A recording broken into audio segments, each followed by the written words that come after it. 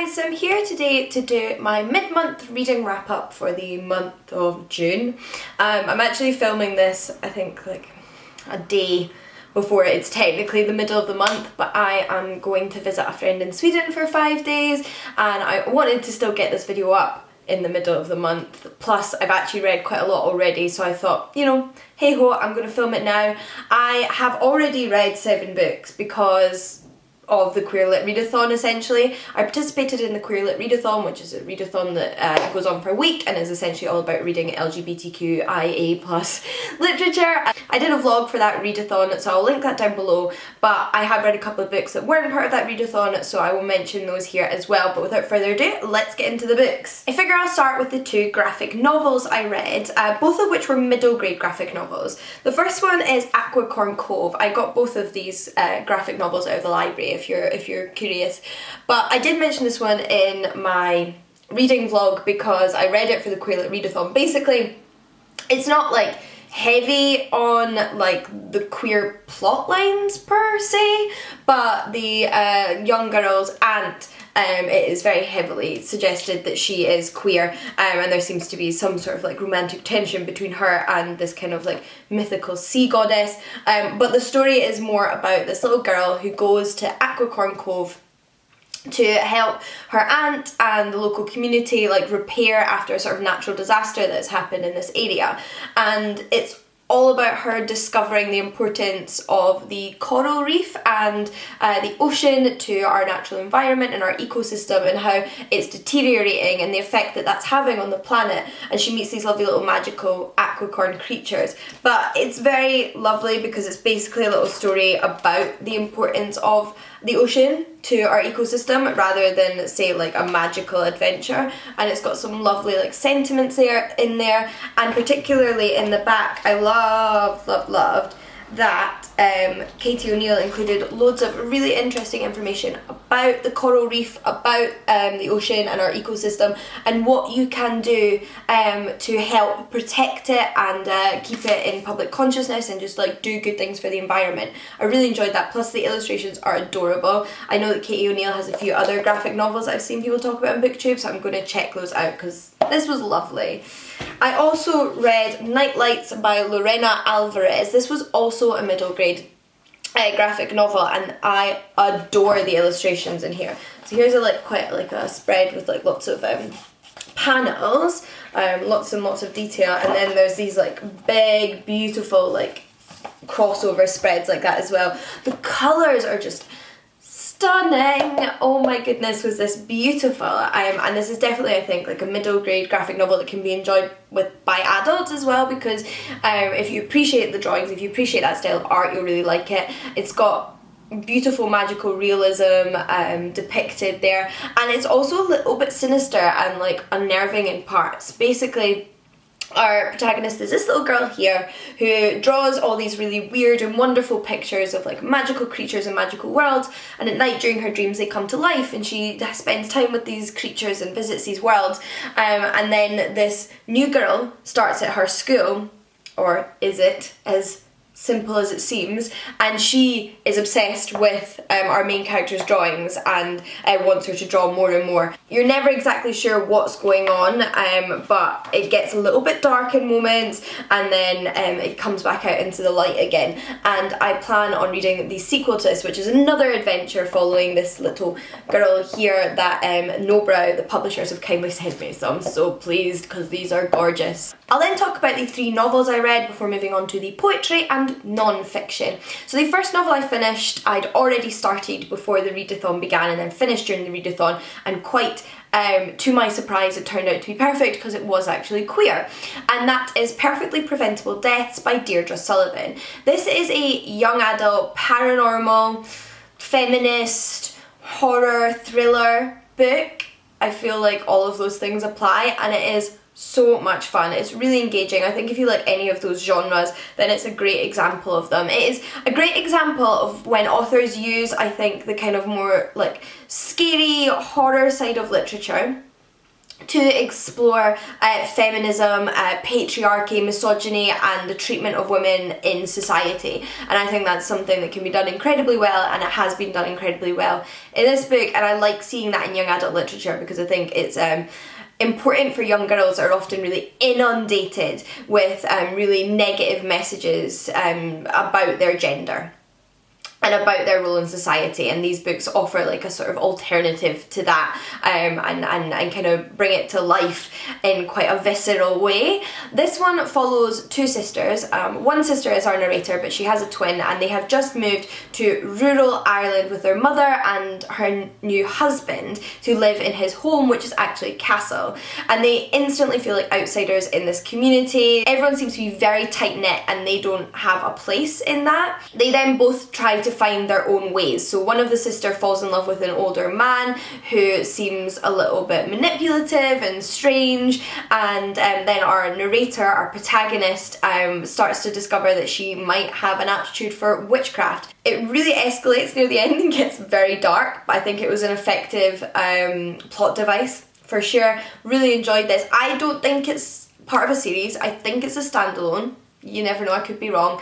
But I would totally read more books about these characters if it were to get a sequel at any point. If Deirdre Sullivan ever felt like doing that. But it's not a book that feels incomplete. It is like, you know, a fully rounded story, so don't feel like you need a second book. I just wouldn't mind reading one, to be perfectly honest. Then on a similar note, in fact, I listened to an audiobook Saw Kill Girls by Claire Legrand. I listened to this on the Scribd app, and this is one that I'd heard so much about all over BookTube. People love this book, they rave about this book. And it is also what I would describe as young adult paranormal thriller horror with feminist overtones and queer characters. So like, awesome. If you already have read Saw Kill Girls and enjoyed it, then I think you'll also enjoy Perfectly Preventable Deaths and vice versa. But Saw Kill Girls is set in the United States, and it is about a girl and her mother and her sister who go to a small town that they've never been to before because their father's recently passed away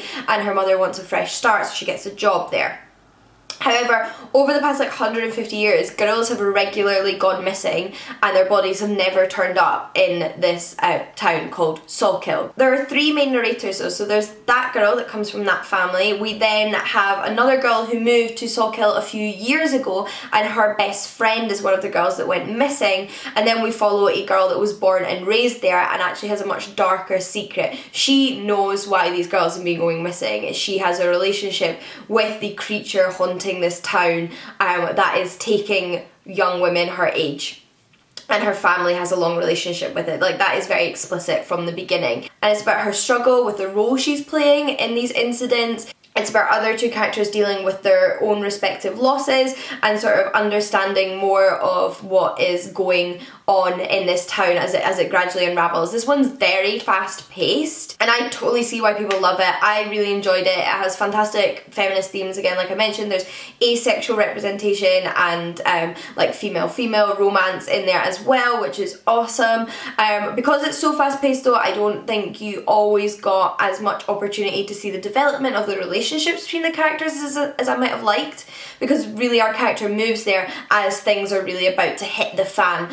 So you don't have that slow build up of relationships that I perhaps like. It all happens quite quickly and it's quite claustrophobic. But that's by no means a complaint, that's just the style of novel it is. Lastly, for novels though, I read The Queen of Hilaria, which was of course also queer because I read it during the Queer Lit Readathon, and this one was fabulous. I love this book. I'm sure it's not everybody's cup of tea, but if it sounds like your cup of tea, then it probably is. It is a fantasy novel set in a fantasy world about two kingdoms that are trying to unite together in order to like defeat these dragons that are currently invading one of the kingdoms.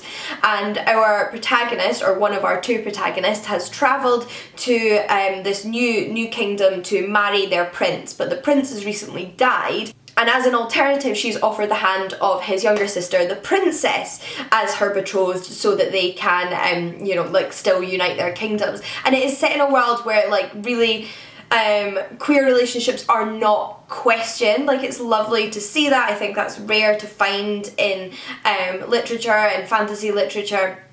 as much as it's really important to see those stories of persecution, I also think it's just nice to read books where like this is perfectly okay, nobody's judging this is expected, and that makes my heart sing. So it's about these two princesses who are betrothed to one another now, unexpectedly getting to know one another, their personalities changing and growing as they get to know one another, and gradually develop attraction and feelings and potentially fall in love with one another. And I loved it. I thought it was lovely. Also, I think like the dragon side of things is more complex than it might seem, so definitely give that a shot, even if you're like me and don't like evil dragons. But this is actually the first in what I think is going to be a 4-part novella series. Currently there's 3 books out, and I have the next 2 on my Kindle now, so I cannot wait to read them. I then, like I mentioned, read a collection of poetry and a non-fiction book. So the collection of poetry was The New Testament by Jericho Brown. I liked but didn't love this poetry collection. This is one of those instances where it's all about taste. I'm not somebody that likes all poetry. I'm not sure there is anybody that likes all kinds of poetry. We all have our personal preferences, and it's not necessarily one that ticks my personal preferences, although I hoped it might. There were moments though throughout this poetry collection where I was like, wow, this is incredibly skillful, that is a beautiful like selection of words, and the messages in here are really powerful, but all in all, the style wasn't for me. So like the messages and the sentiments can be, you know, 5 out of 5 stars, but like if it's not the style of poetry you like, you're just never going to enjoy it as much, are you? I mean, for reference, I love poets like Kate Tempest, Holly McNish, Megan Beach, Benjamin Zephaniah, Michael Rosen, Claudia Rankin, and I did hope for this because Claudia Rankin had recommended it, but again, sometimes you can like somebody's poetry but not like the same kind of poetry they like. Although I'm not trying to say I dislike this collection of poetry, because I still think there's lots of positive elements about it, and I think that lots of people will love it. Like, it is skillful poetry. It's just not a new favourite for me, and it's always kind of difficult to summarise your feelings about poetry given how disparate people's taste is when it comes to the genre. The themes, however, are very focused on being a black man, being a gay man, growing up in America. I felt like childhood was something that was very reoccurring throughout the poems, and if those do sound like the themes that you really enjoy in your poetry, then I still think this is absolutely worth giving a read. But I then have one non-fiction book, which I saved for last again because it is on the topic of rape. So if you don't want to hear about this book, then please feel free to click off. I hope you have enjoyed the videos so far. But I read Rape: A History from 1860 to the Present by Joanna Burke. So this book I read for university for my PhD thesis. This is not a book that would immediately strike you as relevant to my PhD because I'm an ancient historian. I am doing a thesis that is all about sexual violence in antiquity, but it's about antiquity, whereas this is a book about the 1860s to the present. However, I think it's really important to read outside your historical period about like the different theories surrounding sexual violence, or like whatever your topic is. I think it can be really eye-opening and make you think about your research in a new way, and I certainly think there have been chapters in this that have been invaluable to my research. Some of it was not particularly relevant, but it was still an interesting book. Like there's a chapter on voyeurism which completely irrelevant to my PhD thesis, but was relevant to the book as a whole, and I enjoyed the book as a whole. The title of the book pretty much explains what it's about, but I will say this is very focused on rapists and the crime of rape, and the way society deals with rape or dealt with rape over the past like 150 years.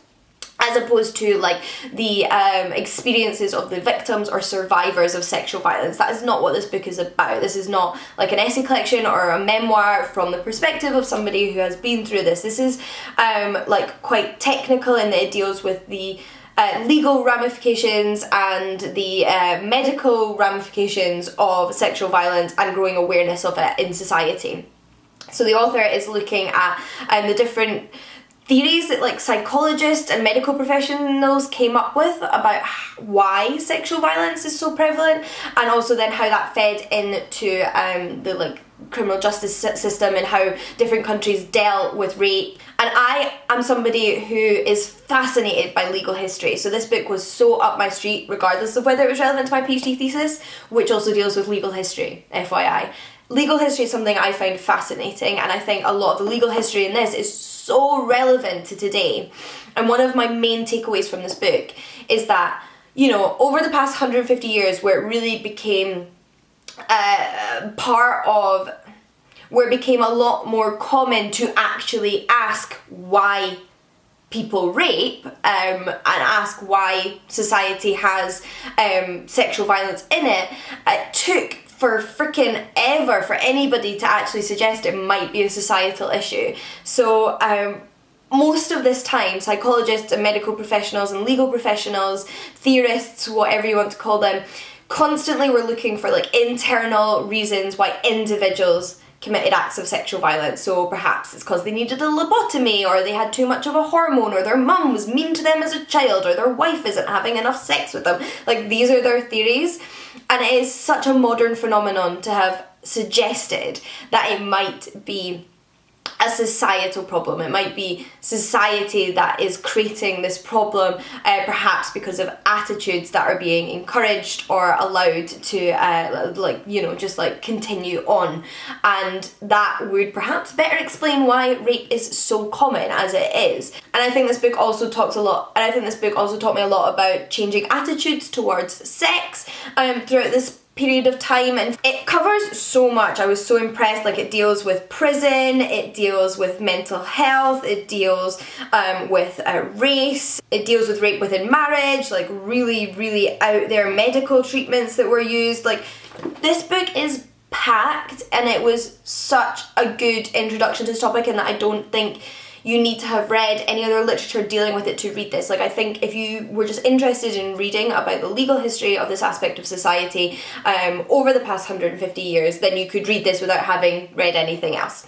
A lot of the time there was either a US or a UK centric perspective where the author was trying to narrow in on examples, but it does look beyond the UK and the US. I remember there was at least references to Australia, other European countries, so it's certainly not like solely about the US or the UK, but I think those are often the most common examples. But I do find this kind of book difficult to review from the perspective of a recreational reader, because that's not necessarily why I picked it up, although I think it's an excellent example of non-fiction.